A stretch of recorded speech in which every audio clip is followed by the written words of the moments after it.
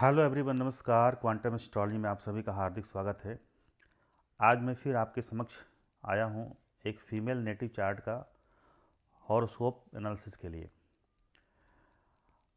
अभी 2-3 दिन पहले मेरे पास ये कुंडली आई थी और मैंने उनका फलादेश बताने क्रम में कुछ ऐसे प्रेडिक्शंस किए जो उनको बहुत आश्चर्य हुआ कि सर आप इतना सटीक कैसे बताएं। और एक हफ्ते पहले भी मैंने ऐसा ही एक चार्ट साझा किया था विथ टेस्टिमोनियल्स।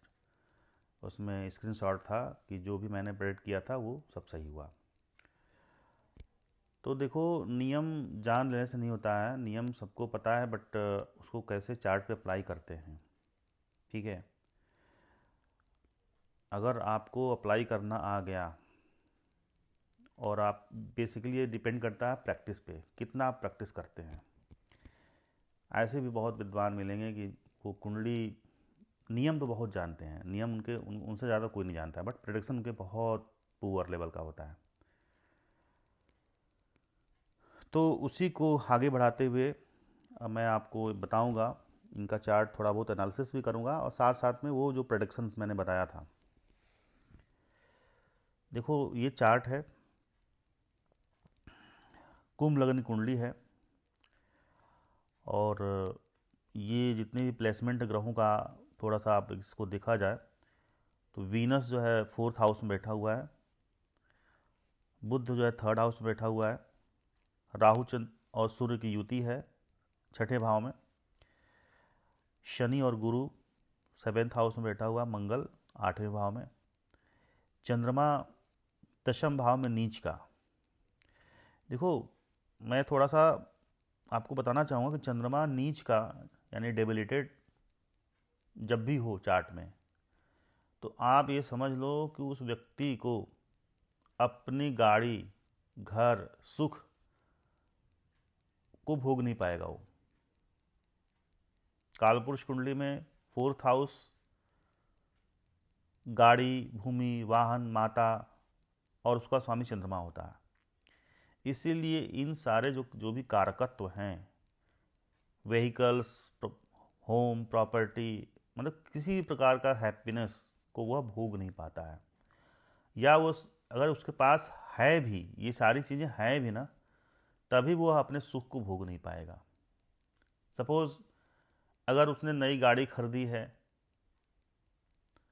तो ऑफिस इतना पास रहेगा कि वो अपनी नई गाड़ी से नहीं जाएगा, यूज ही नहीं कर पाएगा।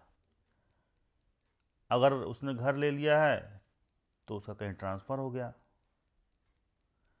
ये है चंद्रमा नीच, हमेशा डर लगा रहेगा क्योंकि वहाँ पे फ्लक्चुएशन है ना। 8 नंबर में नीच का होता है स्कॉर्पियो में, ठीक है, वो शनि का घर है स्कॉर्पियो, ठीक है। अगर 8th हाउस देखा जाए तो शनि का घर है और वहाँ पे केतु उच्च का होता है। तो एक तरह से हमेशा उस व्यक्ति को डर लगा रहेगा। अगर चंद्रमा नीच का है तो डरा हुआ रहेगा, राइट। और केतु जो है इस कुंडली में 12वें भाव में है, मकर राशि में, बहुत अच्छा पोजीशन में है। 12वां भाव केतु का पक्का घर है, ठीक है। अब देखो, ये चार्ट है, ये D9 चार्ट है। अब मैं प्रोडिक्शन क्या किया, देखो महादशा चार्ट देखो यहाँ से। महादशा, ये चंद्रमा की दशा जो है 2025 मई में ख़त्म हुई है और 2025 मई के महीने से मंगल की दशा स्टार्ट हो गई, राइट। अभी जो वर्तमान में जाहिर सी बात है कि मंगल की दशा चल रही है। मतलब ये जो भी चार्ट है, जिस भी महिला का चार्ट है, इस साल 2025 मई के महीने से मंगल की दशा शुरू हुई है और मंगल की दशा से पहले चंद्रमा की दशा होती है, ठीक है।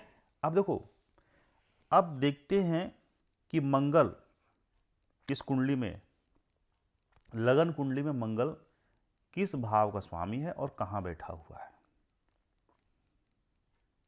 तो सबसे पहले देखो, 3rd हाउस में एक्वेरियस है, सॉरी एरीज है, मेष राशि। तो मंगल एक तो यहाँ का स्वामी बना तीसरे भाव का, और साथ साथ में मंगल दशम भाव का, क्योंकि यहाँ पे वृश्चिक राशि है, तो वृश्चिक राशि का स्वामी भी मंगल बनता है। तो मंगल इस कुंडली में तृतीय भाव का स्वामी है और दशम भाव का स्वामी। इसका यह तात्पर्य है कि रिजल्ट जो है इन दोनों भाव से मिलेंगे। कैसा मिलेगा, वो ग्रह का प्लेसमेंट तय करेगा। वह मंगल जो है किस नक्षत्र में बैठा हुआ है उससे तय होगा। साथ साथ में क्या मंगल को कोई भी प्लैनेट देख रहा है, या मंगल जिस भाव से आता है उस भाव में कोई ग्रह बैठा हुआ है या उसको कोई ग्रह देख रहा है। ये पूरी स्क्रिप्ट रची जाती है किसी इवेंट को कराने के लिए। अब ध्यान से इस बात को आप वॉच करिए, मैं क्या बोल रहा हूँ। ठीक है, मैंने चार्ट देखा, मैं कहा थोड़ा सा मैजिक दिखाता हूँ इनको, क्योंकि देखो कभी कभी क्या होता है ना कि ऐसे भी जातक मिलते हैं कि उनको आप कितना डीप में एनालिसिस कर रहे हो, उनका चार्ट उससे कोई मतलब नहीं है। उनको ऐसी चीज़ बता दो कि जो उनके लाइफ में घटना घटी है उससे वो सेटिस्फाइड हो जाए कि नहीं आपको ज्योतिष आता है और आप जो बता रहे हो सब सही बता रहे हो। देखो थर्ड हाउस क्या होता है, पहली बात थर्ड हाउस करेज है, राइट। थर्ड हाउस अगर देखा जाए तो पड़ोसी होता है, नेबरहुड। साथ साथ में आपका जो आर्म है, ठीक है, जो बाँह होता है, वो थर्ड हाउस से देखा जाता है। अब थर्ड हाउस का स्वामी कहाँ बैठा हुआ है, आठवें भाव में। अब देखो यहां से काउंट करो, 1 2 3 4 5 6। अपने से मंगल छठे भाव में बैठा हुआ है। तो साउंड कैसा आ रहा है, छठा भाव 6 8 12 हम जानते हैं कि त्रिक भाव होता है। साउंड ऐसा आ रहा है नेगेटिव, मतलब इनके लाइफ में कुछ नेगेटिव घटना घटेगी। किस भाव से संबंधित, वो है तीसरे भाव से संबंधित नेगेटिव घटना घटेगी, क्योंकि मंगल अपने से छठे भाव में है। और छठा भाव कालपुरुष कुंडली में क्या होता है, रोग ऋण शत्रु मुकदमा लिटिगेशंस झूठे आरोप। तो इतना तय है कि नेगेटिव होगा। और मज़ेदार बात देखो, मज़ेदार बात यह है कि मंगल आठवें भाव में बैठा हुआ है वर्गो साइन में। यह साइन क्या होता है, कालपुरुष कुंडली में छठा भाव होता है। मतलब यहाँ पे कुछ न कुछ फाइट है, लड़ाई है, ठीक है, क्योंकि 6 नंबर की राशि जो होती है बुध की, ये फाइट करवाती है, छठे भाव को रिप्रेजेंट करता है। तो सबसे पहले मैंने कहा कि मंगल की दशा जब भी शुरू हुई होगी, आपको आपके पड़ोसी से झगड़ा हुआ होगा, क्योंकि मार्स जो है 8th हाउस में बैठा हुआ है 6 नंबर की राशि में, उससे झगड़ा हुआ होगा पड़ोसी से, क्योंकि तीसरा भाव नेबर का कारक है। तो उन्होंने पहले तो डिनाई किया, लेकिन फिर बाद में उन्होंने कहा नहीं एकदम सही कह रहे हैं, मेरी पड़ोसन से मेरी बहुत जम के लड़ाई हुई। तो मुझे भी थोड़ा सा सेटिस्फेक्शन मिला, अरे यार चलो प्रेडिक्शन सही जा रहा, अब और भी सही जाएगा। फिर मैंने कहा कि तीसरे भाव का स्वामी, तीसरे भाव का जो कारकत्व है वो आपका आर्म है। तो मैंने कहा आपके हाथ में चोट लगेगा, कुछ एक्सीडेंट होगा, ठीक है।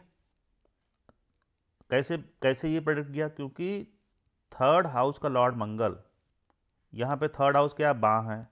अब बाँह में चोट कैसे लगेगा, क्योंकि आठवां भाव एक्सीडेंट है और मंगल जो है ब्लड का कारक है, तो चोट ही लगेगा और साथ साथ में खून भी गिरेगा। कहाँ से, हाथ से, ठीक है। आठवां भाव में आके मंगल एक्सीडेंट करवा दिया और चोट कहाँ लगेगा, बाँह में।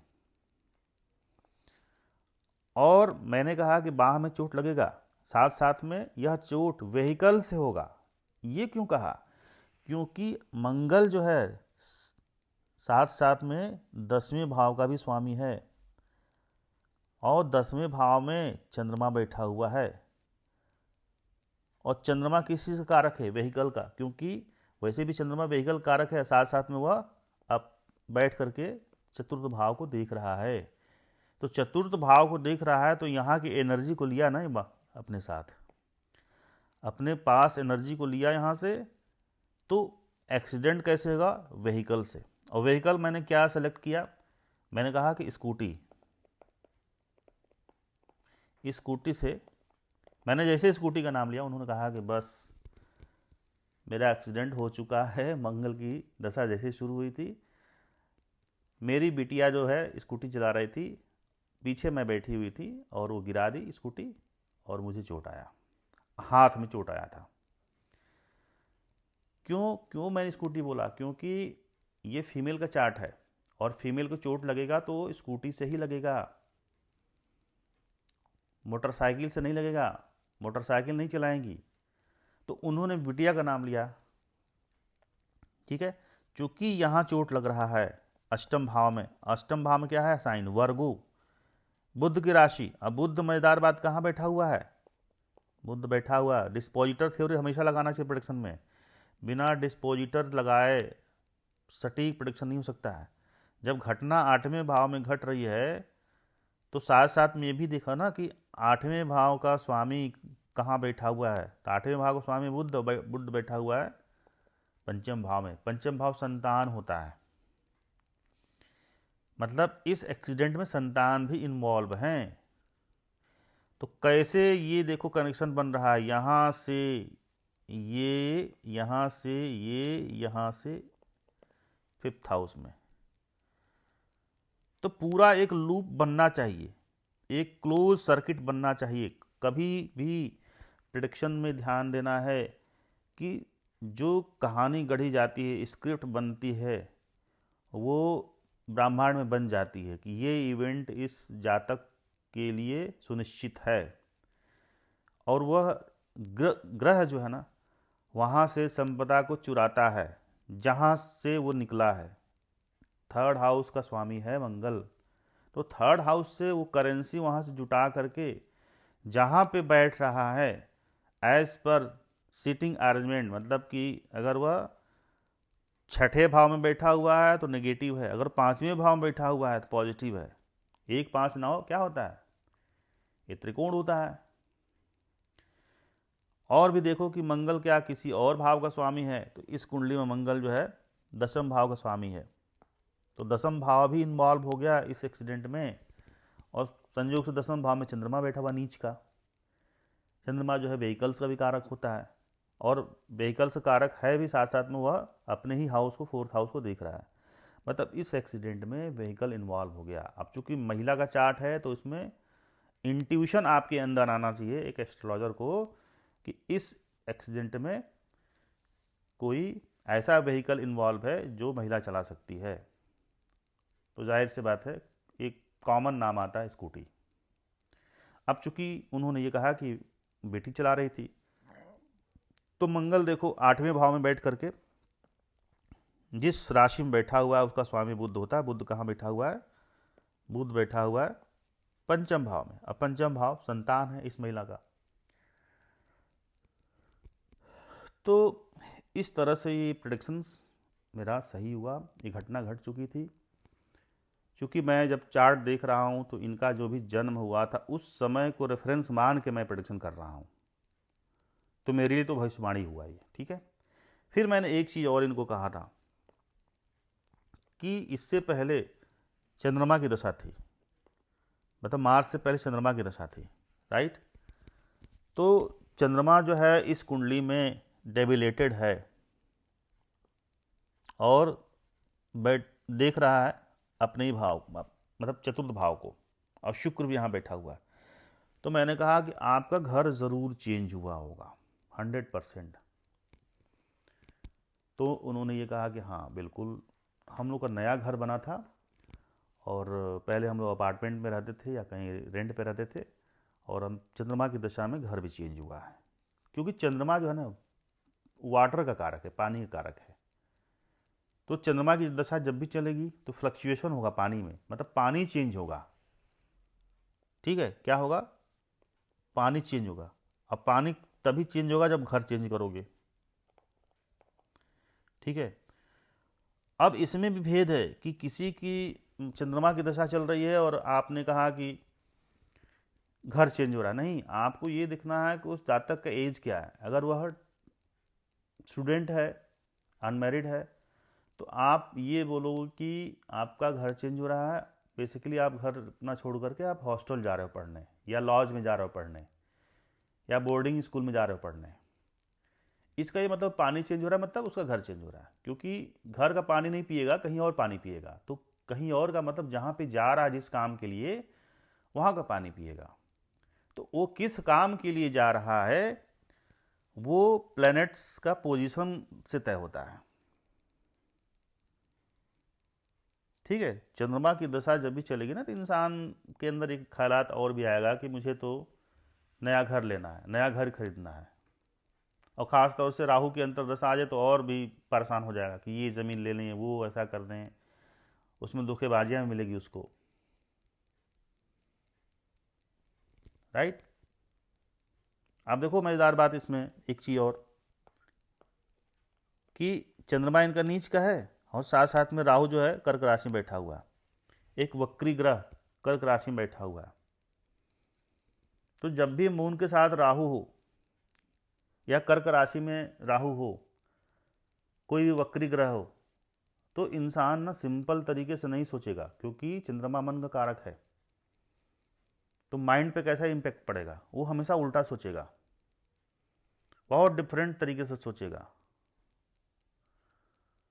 सोचने का तरीका ही उसका अलग होगा, क्योंकि वो वक्र एनर्जी है। सिस्टम के बाहर जाके काम करेगा, ओवर थिंकिंग करेगा, उसको हमेशा डर बना रहेगा। अगर चंद्रमा के साथ राहु है या कर्क राशि में राहु राहु बैठा हुआ है, तो हमेशा उसको अजीब सा डर बना रहेगा।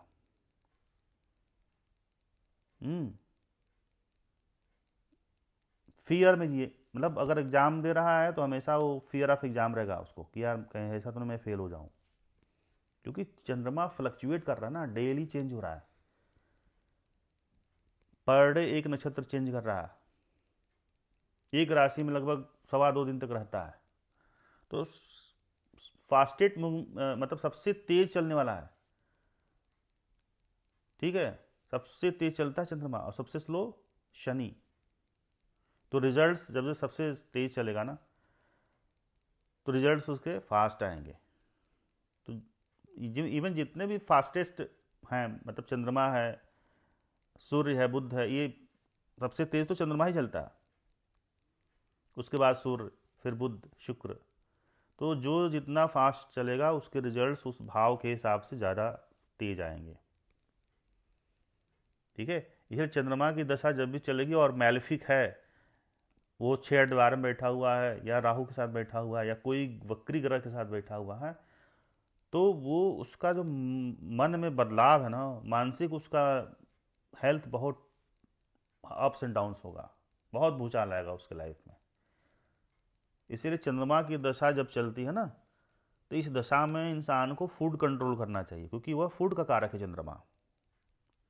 आप देख लो ना, चंद्रमा फूड का कारक इसलिए है कि वह सेकेंड हाउस में एग्जाल्टेड होता है, सेकेंड हाउस में या टॉरस में एग्जाल्टेड। ठीक है, और सेकेंड हाउस क्या होता है, फूड होता है। तो फूड कंट्रोल करो जब भी चंद्रमा की दशा आए और बैडली इफेक्टेड है चंद्रमा आपका, पीड़ित है, तो इस दशा में इंसान को फूड कंट्रोल करना चाहिए, तो अच्छी दशा जाएगी। ये बहुत बेस्ट रेमेडी है। जब भी आपका चंद्रमा अफ्लिक्टेड हो, तो दो तरह का फूड है, एक तो आप जो आहार ले रहे हो, दूसरा एक है कि इमोशनल फूड। दोनों ठीक कर लो। देखो चंद्रमा आपका बिल्कुल ठीक हो जाए, कोई रत्न धारण करने की जरूरत नहीं है, कोई पूजा पाठ अनुष्ठान करने की जरूरत नहीं है। आप दो काम करो, एक तो ओरल फूड कंट्रोल करो, दूसरा मेंटल फूड। देखो आपका मेंटल हेल्थ सही हो जाएगा। ओरल फूड कंट्रोल करो, देखो आपका शरीर का स्वास्थ्य जो है बहुत अच्छा हो जाएगा। ठीक है, क्योंकि जैसा खाना खा रहे हो ना, वैसे ही विचार बनते हैं। आप लगातार 8-10 दिन तक ना गर्म खाना खा लो, पित्त वाला, देखो आपका पित्त बढ़ जाएगा, शरीर में गर्मी बढ़ेगी, गुस्सा आने लगेगा। ठीक है, गुस्सा आने की प्रवृत्ति आपकी बढ़ जाएगी। और जैसे आप गाय का दूध पीजिए, गाय का दूध लेना स्टार्ट करो, हफ्ता 10 दिन बाद देखो वो आपकी के अंदर सात्विकता बढ़ जाएगी, क्योंकि गाय निर्दोष है, उनके अंदर कोई छल कपट नहीं है। तो जैसा भोजन वैसा मन। ठीक है, आपका मन तुरंत क्लीन हो जाएगा। आप सात्विक आहार लेना शुरू करिए, आपका चंद्रमा बहुत अच्छा हो जाएगा। ये सबसे बेस्ट रेमेडी है। उसी तरीके से इमोशनल फूड, मतलब आप जो देख रहे हो ना दुनिया में, देखने का नज़रिया बदलिए। किसी के अंदर कमी मत देखिए, उसकी अच्छाई देखिए। कमी देखोगे चिढ़ोगे, उससे कुढ़ोगे, अपना मन खराब होगा। और जब मन खराब होगा तो आपका मेंटल हेल्थ खराब होगा। आप जिसकी कमियां देख रहे हो ना, जिसकी आलोचना कर रहे हो और उसको उखाड़ना चाहते हो, उसका किला ढाना चाहते हो, उसका घंटा नहीं उखाड़ पाओगे आप, ये जान लो। सबसे पहले अपना उखाड़ोगे, आप अपना खराब करोगे। तो मेंटल हेल्थ जो है आपका तभी सही होगा जब अच्छी चीज़ देखो। इवन मोबाइल में भी आप आलतू फालतू चीज़ मत देखो, रील्स मत देखो, कुछ अच्छी चीज़ है उसे ही देखो। बुरी चीज़ देखोगे तो आपका मेंटल हेल्थ खराब होगा। तो शरीर को तभी कंट्रोल कर पाओगे आप जब आप मन को कंट्रोल करोगे। सॉफ्टवेयर है ना चंद्रमा, ठीक है।